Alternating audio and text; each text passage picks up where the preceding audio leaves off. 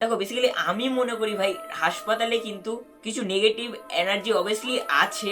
আমি এখন যে স্টোরিটা বলতে চলেছি বা এখন যে ভিডিওগুলো দেখাতে চলেছি সেটি বলতে পারি যে এই ভিডিওগুলো দেখার পর কোনো কমজোরি হার্টের মানুষ কিন্তু রাত্রেবেলা হাসপাতালে একা একা থাকতে ভয় পাবে। তো যদি ভয় লেগে থাকে অবশ্যই কিন্তু রাত্রেবেলা লাইটটা জ্বালিয়ে নিও।